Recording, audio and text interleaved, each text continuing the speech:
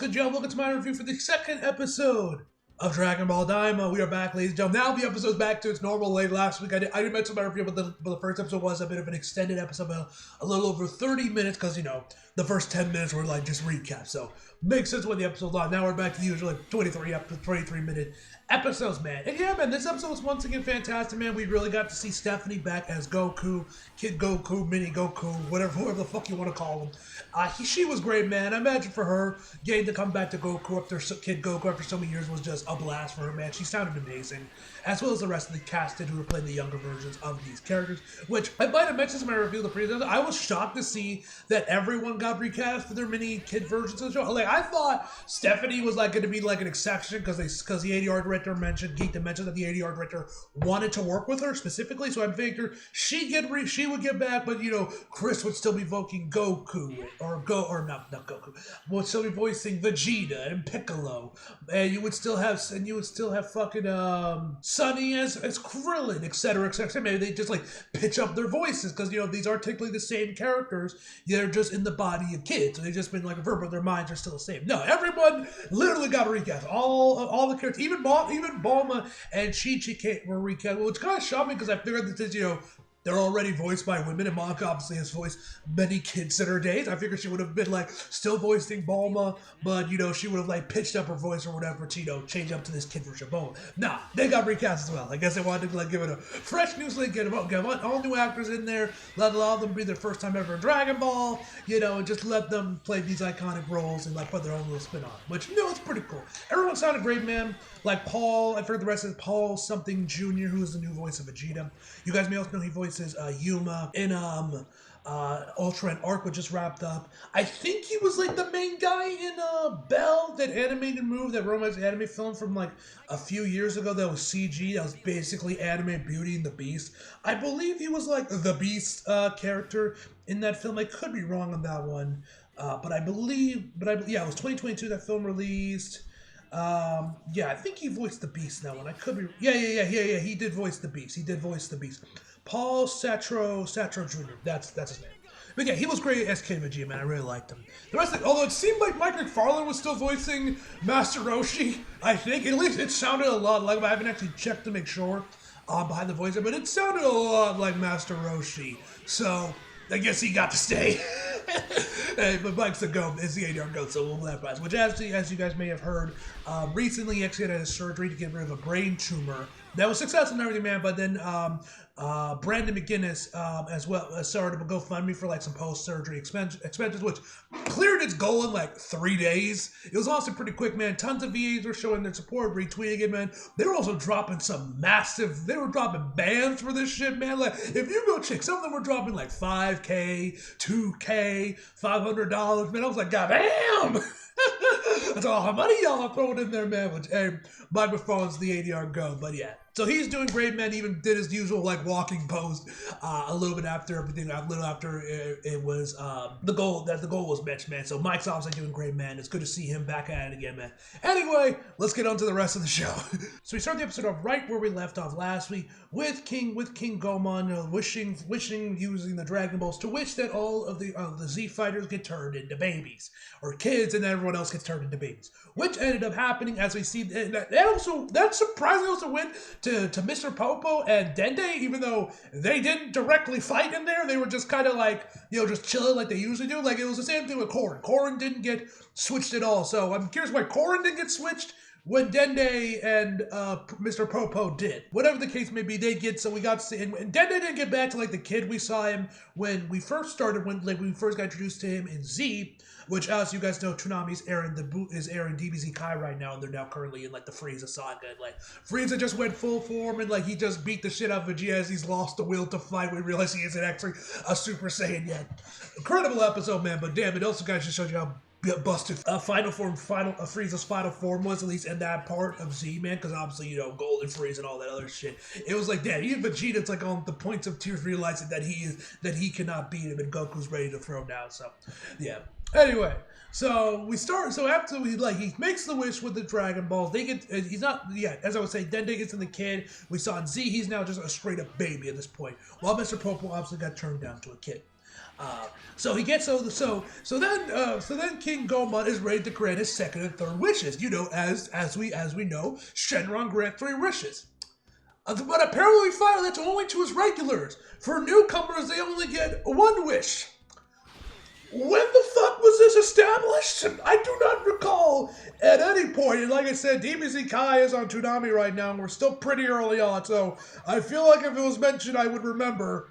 There has been no mention in DB. There have been no mention, at least in Z. I don't know. Maybe the original Dragon Ball series might have had a different reason. Like I said, I haven't really watched much of it. Mentioned that Shenron only granted 3 wishes to his regulars. Everyone else gets 1 wish. This sounds like a retcon and like not actually new and like this is a retcon, not something that was already pre-established in Dragon Ball, but I could be wrong. So I need to start watching Geekdom's reviews on Daima just so I can fact check this shit. I can fact check this lore and be like, well, is this already established? Is this a new thing? Like, what the fuck is this about? But yeah, so Shenron fucks off, and of course King Gomon is pissed off at the fact that he couldn't get his other 2 wishes. We then cut over back to the party where Goku and Vegeta crash land back down there. Krillin is freaking out because they've been turning to kids, and of course Goku and Vegeta find out they have been turned to kids, and we also get to see a bunch of panning shots of the rest of the characters now in their kid forms. Then we cut over to the OP, which is really good, man. I like the OP for Daima, man. It doesn't really do much, at least visually, but you know the song's pretty good. The animation looks pretty good. Solid OP. Definitely not my favorite Dragon Ball OP, but it's a pretty good OP. So then we kept back over to King Gomon, like I mentioned before. He is pissed off that he didn't get the other 2 wishes. If he knew he got other 2 wishes, he would have asked for like the 3rd eye instead of asking for the Z-Fighters to get turned to kids. So then he talking to Neva, telling him to summon the Demon World's Dragon Balls. So he's like, sure, but we got those fighters might have something to say about it. And then he asks him to do with the Earth Dragon Balls to fetch him again so they can make the other wishes. He's like, come on, I got wishes to make. And he says like twice in a row. He says Neva says that twice in a row. It's not as easy as I make it look. So they're both shit out of luck in this case. And this was when we also get to see Dende now as a baby, and of course Mr. Popo as a kid. So So Nagetsu then just straight up basically rips Dende from Mr. Pope and just yeets him. I was like, damn, bro, and then just takes him back in his spaceship, or excuse me, plane. As we find, I'll talk more about that once we get to the end of the episode. But yeah, he just takes Dende from Mr. Popo and then just fuck off. So then we're back to the party once again, and everyone starts to realize they are indeed kids, and we also get to see that both Goten and Trunks have both been turned into babies. Now, the interesting thing about this one is that it's like when I first watched the episode, it sounded like that Trunks and Goten were still voiced by Alexa Tipton and Carl Edwards. When in actuality, this is another time where we had a really damn good voice match. Surprisingly, Goten doesn't have anyone listed for credits in at least on behind the voice actors, but Trunks is actually voiced by a woman by the name of Cleesta Perez, I pronounced that right? Yeah, she's the new voice of Trunks in Daima, and also Master Roshi is actually voiced by Jordan Cruz, who you guys may remember from Blue Lock. He voices the erratic dude, I believe, the guy that the dude is like a brick wall, man. He was cool. I think he's also in Viral Hit as well. I think he voices the MC in Viral Hit, but I could be wrong about that one. I thought it was like Alexa Tipton, but no, it's just a damn good voice match for Alexa Tipton, who is a damn good voice match for Laura Bailey, who you guys know voiced Kid Trunks before, she went to LA and kind of stopped doing anime roles. Well, she actually wanted to do Super. I found this out when I was doing some research on something else, that she did want to do Super, but I guess because she was living in LA at the time, and I guess recording technology wasn't as good as it is today, she couldn't return because of the release scheduling of it with Tsunami and everything, man, so they had to recast it. So it seemed like Laura would have come back for Trunks, but she just couldn't just be doing the scheduling of Super's release schedule, and the fact she was living in LA and not Dallas. I guess remote recording tech wasn't as good back then as it is now due to COVID. Whatever the case may be, this is when we also get to see Mr. Satan now as a kid. Still a bum, though. So he comes up to Vegeta, and Vegeta's like, who the fuck are you? He says, I am Mr. Satan. But Vegeta pays him absolutely no mind. They treat this dude like a fucking bum, as he is, which I love to see. But you guys know me. If you guys have been watching me since I was reviewing Super, you guys know I fucking despise Mr. Satan. He's probably my most hated character in Dragon Ball besides Chi-Chi. Those two are my top two. They are both fucking annoying and like the worst part of the series. They bring down every episode that they are a part of, whether it's Dragon Ball Z, Chi-Chi, whatever the hell. They suck. Anyway. We then see some other scenes with the other characters, like Bulma, like, feeling it, like, oh my god, my skin's so soft. You remember when you got skinned this up as a baby? It hurt you. Like, yeah, those are the days. He once again tries, Vegeta and Piccolo are talking about what's going on there. Mr. Satan tries to interject, and they just walk right past him. And like I said, they treat him like he's an absolute bum as he is. We also got Krill mentioning about, like, how one way they're kids again, but another way they're just short. And the ball's like, bro, you've always been short. The fuck you talk about? He's like... Always gotta bring down Krillin, man. The disrespect Krillin be getting, man. He'd be getting a lot of disrespect. So then the Kais meet up with Goku, telling them they felt a presence from Dende's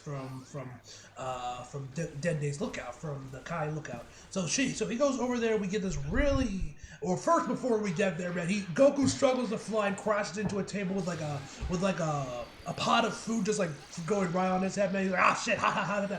And that's when we get introduced to Master Roshi as a kid, which, as you guys know, as I mentioned earlier in the review, I thought this was still Mike McFarlane's voice, but as I mentioned earlier, someone else is now voicing him for him. But he is a damn good voice for Mike McFarlane. They didn't know, like, Mike McFarlane, God forbid, knock on wood, anything happened to him, man. He couldn't do voiceover anymore, man, or whatever the case would be. He would be great to film that role for Mr. Satan, or maybe once the dude retires or something.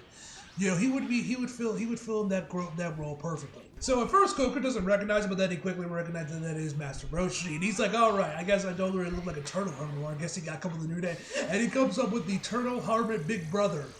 Is now on the scene, man. He looks over to these two baddies and then blows him a kiss, man. Which, no lie, bro, I gotta say, these were some baddies, especially the chick with the short hair, bro.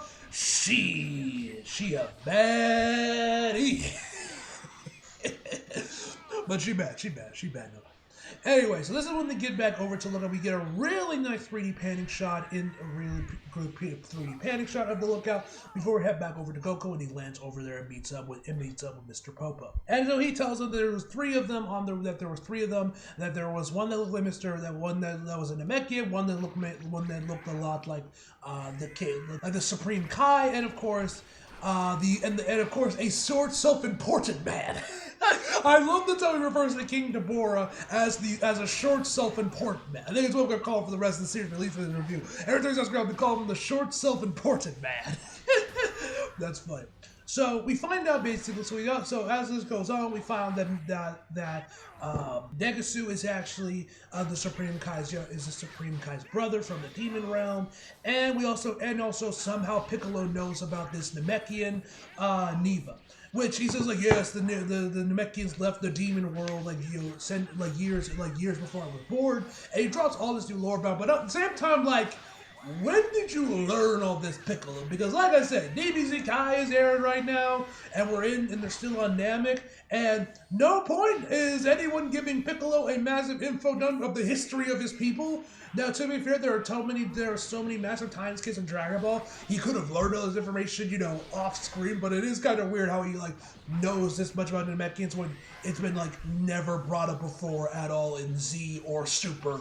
So that was a little weird, but whatever the case may be. So then after that, he then tells him Supreme Kai tells Kibito to fetch him his old spaceship, which this is the first of many instances where Kibito is an errand boy this episode. I'll make sure to keep track of them for you guys. So he comes and tells him to fetch his spaceship that he came onto their world on. So he grabs it. Obviously, it's got foliage or whatever. It's been taken over by the elements. So he goes in there, tries to turn it on, but of course the thing doesn't work because it's just been sitting abandoned for so many years, so it doesn't obviously work. Goku then thinks about getting Bulma. He tries to go about. Once again, he still isn't able to completely master flying due to him being in kid form. Piccolo gives him shit about how it's easy to do this, and then Piccolo tries it, but then he ends up just hitting right into a tree. So after this, we then cut back. Both of them are now training as Bulma finally shows up there along with Vegeta. Vegeta's obviously pissed off and says whoever will return to a brat will pay. And so he starts to look at the shipment. She mentions how the insurance would write this off, and it looks like it's been left abandoned and got blown up. And then Supreme Kai mentioned that there was a lot of damage while Goku was fighting Kid Buu on the world of the Kai. So that's why it's out. But she says that she can probably fix it once she gets it down to her garage and can start work on. And then tells Kibito to bring her back to her base. And Kibito's like, I guess I can. That's now the second time this episode where Kibito is an errand boy. Once we then have a quick time to once again Goku's training while Bulma is working on fixing the ship. And Goku's training, and he's like starting to realize he has to relearn what his reign, and because he doesn't have, because he's now short, he doesn't have nearly as much reach as he used to, so he has to relearn that, and ends up deciding to go back over to Korin's place to grab the power pole, which he does there, and then they go to where he thought he left it, but it's not there. Korin tells him he left it at Master Roshi. He let him have it. We found that Master Roshi uses it for fucking laundry. Yeah, he used the power pole to dry his fucking laundry. So Goku gets over to Master Roshi's place. He asks him where he is. Master Roshi doesn't remember where he put the power pole, but we see from the turtle he sees that he's literally using it to dry his laundry, which is insane. Like this weapon that is used to fight, he is using this as a clothesline. That's just funny to me. So he gets back. So he grabs his power pole. He gets back over to the lookout, where he starts swinging it around. The character acting here looked really good, as well as the part I didn't mention this earlier, but the part earlier in the episode where we actually got to see Krillin right before he like ran off to get out of the way from as Goku and Vegeta crashed down. The character acting there was really good as well. So he swings around a bit, uses the power pole to stretch it, hits goes all the way across the table towards Piccolo, and comes back. So he gets over there, he's eating, and that's when we find out another one of the demon world has now showed up in his plane. That's because, as we see later on in the episode, when he goes to recruit Goku to go over to the demon realm to fight up against King Deborah. And Bulma comes here, he's like, oh, it's in your spaceship. Can I look at your spaceship? He's like, it's a plane. He's like, it's a spaceship. It's a plane. But didn't you come here to space? Yes, this one time, but it's still a plane. I'm like, bro, it's a spaceship. But yeah, Glorio, if I pronounce his name, you guys know, is voiced by Aaron Disper. So yeah, that's basically where the episode ends, where he takes them on over back to where he takes Goku as well as the Supreme Kai in his plane and takes him over back to the demon world. Vegeta tries to hop on as well, and he's like, "Hey bro, we can only fit 3 in there." He's like, "Yeah, you can fit 3 adults. You can fit another kid in there if you weren't such a sniveling coward." Love Vegeta, man. You gotta love me. But the Supreme Kai tells him to stay and wait for Bulma to finish his ship, and then that's when they can finally go to the demon world. And as they ride off is where the episode ends. We get the ED as well. ED's pretty good as well. I did the song of it, and that is where the episode ends. Of course, we get the next episode preview. Phenomenal episode, man. Really great, strong character acting through this here, man. It was good. It was so awesome to hear Stephanie once get back. Even though I did personally grow up with her, like, you know, you guys know me. I didn't start watching Dragon Ball since like 2015. So long after her like heyday in the 90s when she was voicing Gohan and Kid Goku when the show was aired on Toonami back in the 90s, man. But as someone that loves dub voice acting and dub voice actors, it's good to see that she got to come back and reprise her role as Goku after so many years and possibly get blacklisted. At least that's how she thought, as I mentioned. Either she thought she was like legitimately blacklisted for Funimation after she finished off her last Goku role. Maybe she was, who knows. But either way, man, it was great to see her, man. She was fantastic. The rest of the cast, I thought was phenomenal. They're playing the younger versions of these established characters, especially Paul as Kid Vegeta, man. I think he's great as Kid Vegeta. But yeah, man, overall, give this episode a 9 out of 10, guys. Hope you guys enjoyed the video. You like if you did, subscribe if you're new. Follow me so you feel like it. Links are below. And as always, back for more. See you guys next time.